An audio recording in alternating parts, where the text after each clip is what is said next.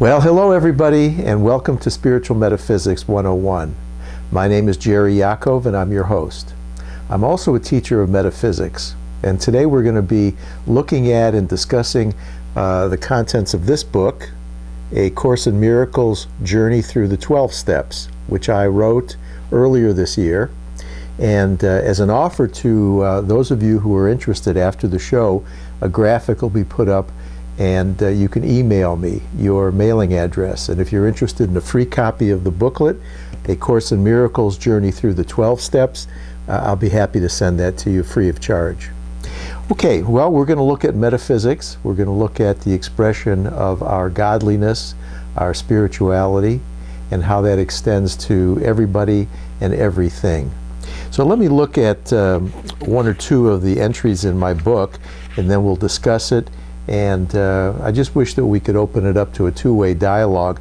I was just on a conference call this morning with A Course in Miracles students. And one of the things that we were discussing very aptly and appropriately was the holy relationships that we can establish with people, rather than special love-hate relationships based on the ego.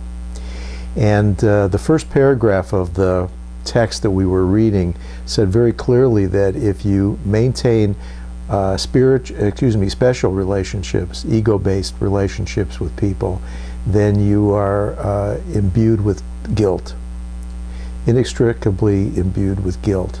Holy relationships undo the guilt in our minds. And I think that that is so consistent with the golden rule, for instance. Do unto others as you would have them do unto you. Love your neighbor as yourself.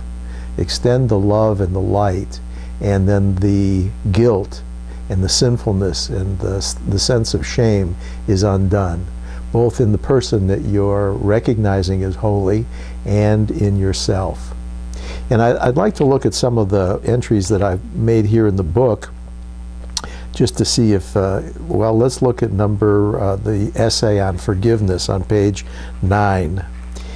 This particular essay, and all the essays in this book are 100 words in length. I particularly wanted to limit them specifically and as pointedly as I could, so I kept myself to 100 words. And this essay is on forgiveness. Forgiveness is an accelerated spiritual path of enlightenment. We mistakenly thought we had separated from our Creator, which engendered horrific guilt and fear. Thus the ego was born. This guilt must be undone if we are to advance on our spiritual journey. Well, this is what we were talking about earlier. When I shift in my mind from special egoic relationships, hate-filled, love-filled, and split mind, confusion, using people, seeing them as other than myself, then there's guilt. Whereas when I shift in my mind to the Shekhinah, to the light, to the love that is within every one of us, then there's a natural expression of joining in mind and in spirit with everybody else, the golden rule, if you will. And the guilt will be undone, and we advance on our spiritual journey. We can use our ego world of perception, these special relationships, as a classroom to learn forgiveness lessons. So there's the purpose of having these relationships that are unsatisfying and unfulfilling. They can serve a better, higher purpose. We made up this world, and with love we can forgive it and surrender to the Spirit. And then I conclude with, be willing to forgive everyone. All minds are joined, and we too are healed. And our guilty, fearful thoughts are undone through the miracle of forgiveness. Well, I can't overstate the importance of the golden rule, which I'm, kind of rephrasing in terms or in the context of forgiveness. Forgive your neighbor, forgive your brother, and extend that love and that light as you would have yourself be forgiven and have the love and the light extended to you. The beautiful thing about giving is that we always receive in return. There's a wonderful workbook lesson in the Course that says that giving and receiving are one in truth. So when I give that expression of love and forgiveness, I am receiving it. And that is the truth.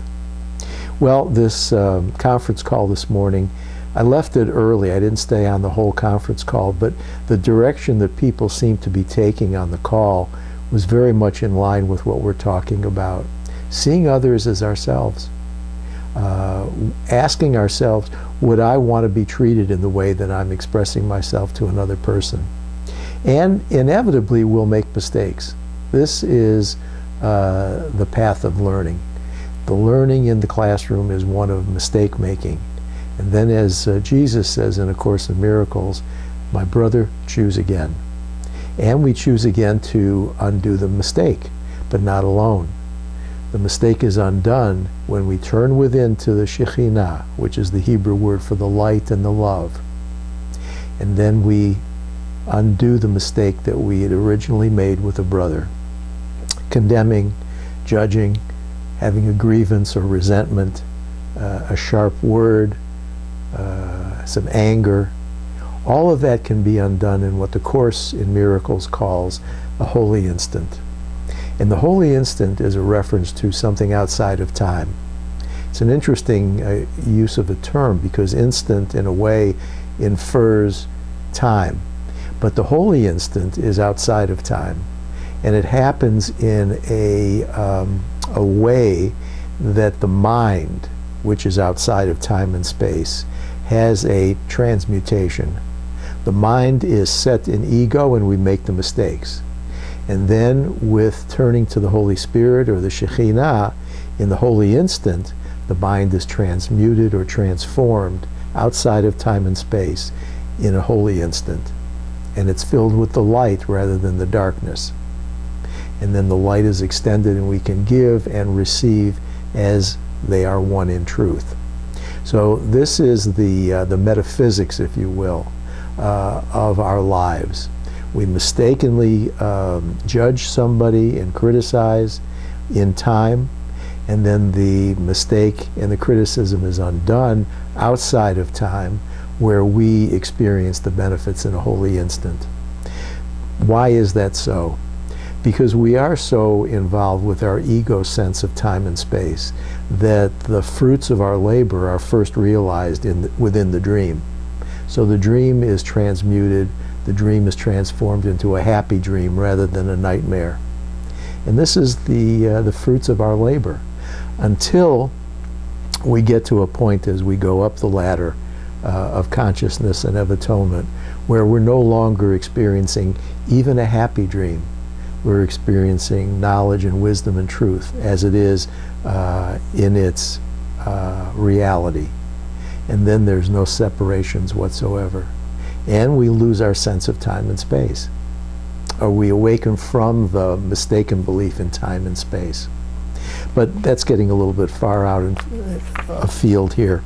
Let me look at something else with you consistent with what we're discussing. And this is an essay on kindness on page 20 of this booklet. And again, I'm offering this to anybody who emails me and requests it. It'll be sent to you, of course, free of charge. Kindness. Kindness is a virtue. Whenever in doubt, always turn within to the power of kindness and be its messenger. It's God's message we are delivering, not our own. As good messengers, we are always centered in love and we experience peace. Being kind fulfills our potential as an equal within a loving family. This is our true purpose in life, the fulfillment of Dharma. Be the one who expresses kindness. Be true to God's will and know thyself. Others will know themselves as they join with us in kindness. The arc of kindness is entered 2 by 2. Well, here again I'm trying to express in the essay the collaborative energy, if you will, between ourselves and our brothers and sisters. That's where we become healed. I can't heal alone. There's a wonderful workbook lesson in the Course that says, when I'm healed, I'm never healed alone. Well, conversely, the healing process is engaged in collaboratively, and the arc of kindness, the arc of peace, the arc of love is entered 2 by 2. Now, the interesting thing about that is that as I and you experience that love 2 by 2, it's a reflection in the world of time and space of our love for our Creator, which we had forgotten in the tiny mad idea of separation and of the fall from grace. So everything that happens in the classroom is, if you will, a reflection of the reestablishment in our minds of our love and our connectedness and our inseparability from our Creator. Until the classroom becomes so complete and there is so much miracleizing in the classroom that we have a full-blown experience of awakening and we're back as one and unified in heaven. And we've awakened from the dream of worlds and bodies. But again, we're getting a little far afield here. This is my essay on kindness. And I've also ended each 100-word essay with a bit of haiku poetry. And what I ended the kindness essay with is the 3 lines of haiku. Begin each day with love and hear God's voice speak to you. Listen to Him in silence. Well, the reference that I'm making there of beginning each day with love is certainly a very pragmatic idea. And if nothing else, metaphysics is very pragmatic. Begin the day with a holy thought of love. Turn within, whether it's for a moment or for 20 minutes or 5 minutes, however long you feel that you can spare. And I know all of us are busy and we're distracted, but there's nothing like beginning your day with, as I say here, beginning each day with love. And that can be done in a holy instant. If you wake up and have a grievance or a resentment towards somebody, take a moment in your mind and simply elevate your thoughts to allowing that resentment to be taken up by the Holy Spirit, and it will be gone. And the beauty of miracles is that they're all expressions that are maximal in effect. So not only will your resentment towards that person be taken up and removed, but all of your ego thoughts of resentments and grievances and fears and anger will be taken up, because all expressions of miracles are maximal. So we are actually so undivided in the moment of the miracle that all we express is love, not just at the person we've forgiven in our minds, but towards the whole world. And conversely, the world is then saved in that holy instant. And back to that workbook lesson, when I'm healed, I'm never healed alone. So we're expressing into the world a moment of thought with the Holy Spirit of Shekhinah of salvation, and the world is saved. That's how important we are. We enter the Ark of Peace 2 by 2. Well, in this case, I'm entering it with a holy instant and a holy miracle with the rest of the world, which is all unified as one anyway. So there's me in the world, there's you in the world. And when that coalesces in love, then the miracle is accomplished. Well, okay, let's go on. Here's another one I've just made reference to really in our discussion, oneness. My essay on oneness. Ego is an illusion. We have fallen asleep and are dreaming. The hero of the dream is the figure that is called I. We are not separate ego bodies, but one spirit. Oneness transcends ego and duality. As we allow the Holy Spirit to correct our false thoughts through forgiveness and love, we awaken. Love is our true identity, the extension and likeness of God. There is no separation from our Creator or from each other. We are awake in heaven, and we're only dreaming of exile here in the world of duality. The fear of oneness is peculiar to the ego and unknown within heaven's gates. Well, here again I'm trying to express the idea of oneness as the miracle, the undoing of the tiny mad idea of separation or duality. So there's a nice coalescence, if you will, between, you know, two of us entering the ark of peace and coalescing as one, which is the truth. So I enter, or at least I'm in, the miracle is instigated with a sense of mistaken identity. I'm here, you're there, there's the division or separation. And then the solution occurs through the grace of the Holy Spirit, and the oneness occurs to me in my right mind. And then you and I merge together as minds, holy minds, right-minded minds in the Christ vision, and we are one. And then again, that's a reflection in the world and the body, in the dream, of the state of heaven, where all is one in reality, and there is no classroom necessary. As I said here, there is no separation from our Creator and from each other. When we're awake in heaven, then we know the true oneness that we are. In the world and the body, we have to practice undoing the sense of separation through willingness. You know the importance of willingness, and I don't know if let me see if I didn't write an essay this time on willingness. I'll have to do that in my, maybe my next booklet that I'm going to do.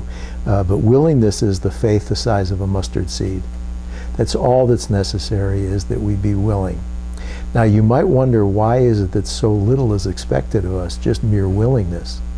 And that's because in our present state of sleep-filledness, we really can't accomplish much more than being willing to awaken.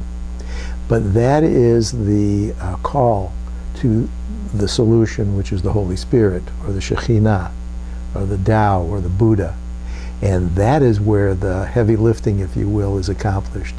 We present the willingness, we surrender, we make a decision for our small selves to be set aside, and then the true self can come through. And that is the power of our love, which is the power of God. And of course, it doesn't have to be identified as God. It can certainly be identified in any way that is kindness, inclusivity, connectedness, universality, bringing disparate, seemingly disparate objects and things together. I love Thich Nhat Hanh in his writings. He was expressing in a book I saw recently that he was walking on one of his walking meditations, and it was during the fall season, and he saw a leaf on a tree that had turned golden and was ready to drop. And he stood and he contemplated the leaf for a while. And he said in his mind's eye, "Dear leaf, are you afraid of falling and of leaving the tree?" And the leaf expressed back in his mind's eye, "No, I'm not afraid. I know I'm one with the tree, and I'm one with the space around me, and I'm one with the ground, where I will, of course, join back with the earth and then back with the tree." So there is this cycle of oneness. And he experienced that simply by going into his meditative state and looking at a leaf. So everything is an expression or reflection, if you will, of heaven while we're here in the dream. And the dream is a metaphor that I like to use for our state of consciousness while we're walking around seemingly in bodies and separate from each other. The Hindus call it Maya, the illusion. But the great illusion, or the great projection of ego, as the Course calls it, can certainly be used for another purpose. Rather than giving it the purpose of allness and reality, a false reality, we can give it the purpose of a classroom in which we learn lessons in transformation and in enlightenment. How else can we learn but by starting where we are? We must start at the place that we experience in our consciousness. Again, back to the idea of willingness. At the lowest level of consciousness, where most of us reside in our minds, all we can really muster is willingness. That's about all at that level of consciousness. But that in itself is enough, given the all-exclusive, maximal expression of love that God is in his omniscience and omnipresence. How little would it take really to be part of that which is everything? Not much, because it is everything. You can almost say that it includes the nothingness that our egos constitute. Our sense of separation is nothing in the everything of love. So the gap, if you will, between our state of sleep-filledness and awakenedness is very, very small. Of course, a miracle says it's almost like a cloud. And you can pass through a cloud very simply, and the sun and the light are always behind the cloud. And it's very easy. All we have to do is take the first step. Go through it. Another place in the Course it says it's like some dust. Simply blow on it and you know, it goes away. And what you see then is the everything. And that is what we are, is the everything with everyone. And so my essay that I just read to you on oneness. Well, here's another one, another essay on truth. And I hope you'll see that there is a continuity here with all the essays. The continuity is very important to me, and I think with metaphysics. Inconsistencies and a lack of cohesiveness or consistency really is of the ego. That lends itself to confusion. That lends itself to frustration. Whereas when there's an internal consistency, as I hope these essays are reflecting of the spiritual metaphysics that we're teaching, then there's no frustration.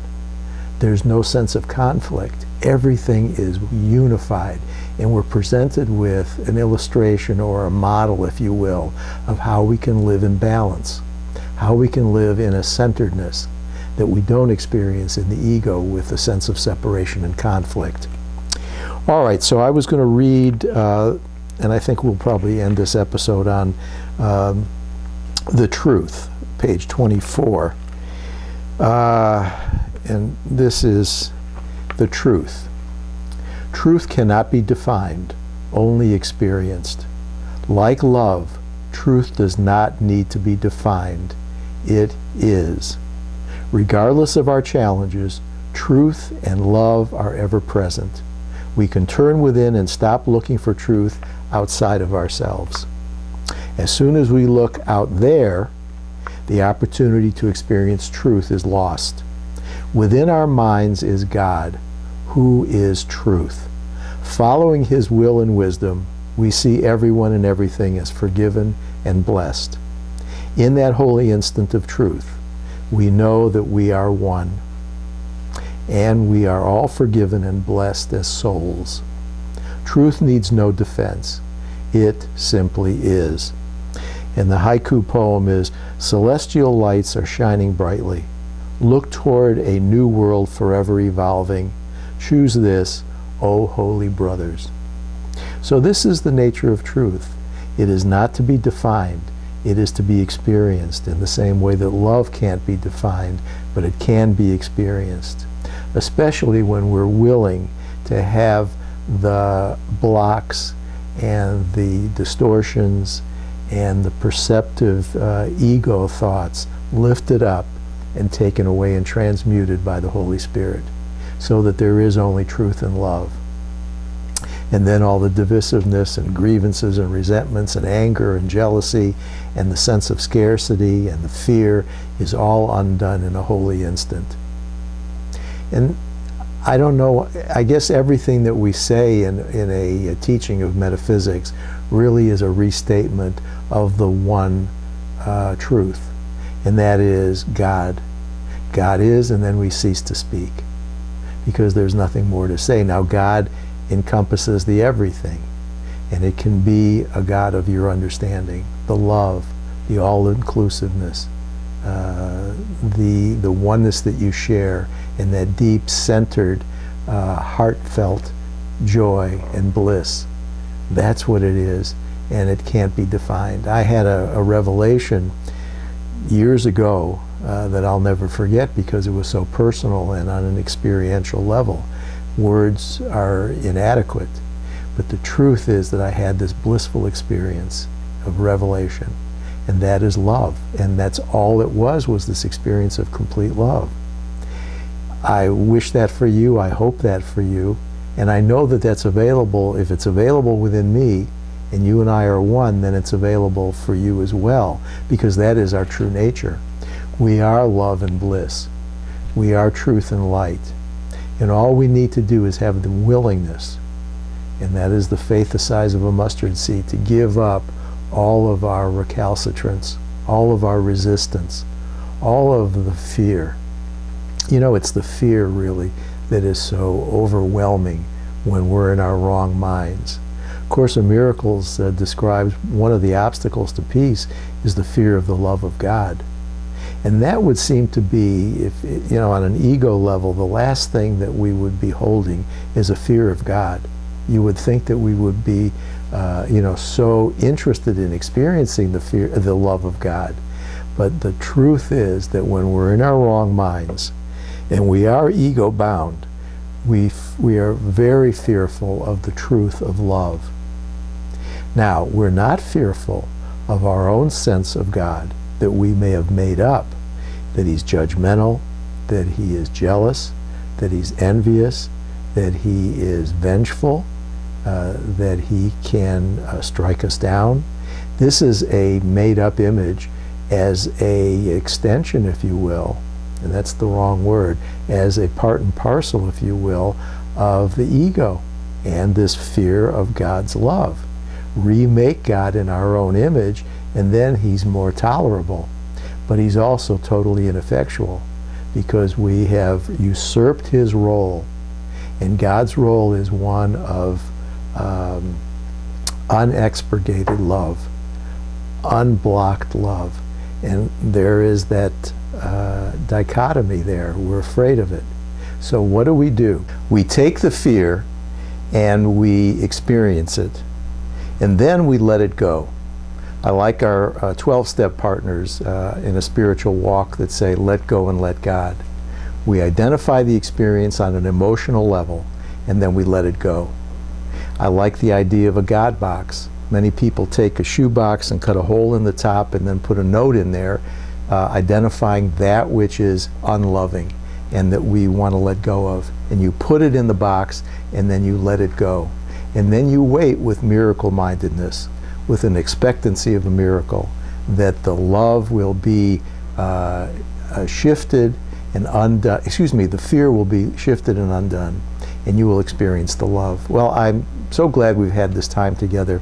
Again, if you want the booklet, please write to me. There'll be a email address. And as I like to close every one of these episodes with, you are as God created you. Shalom, peace, and we'll see you next time.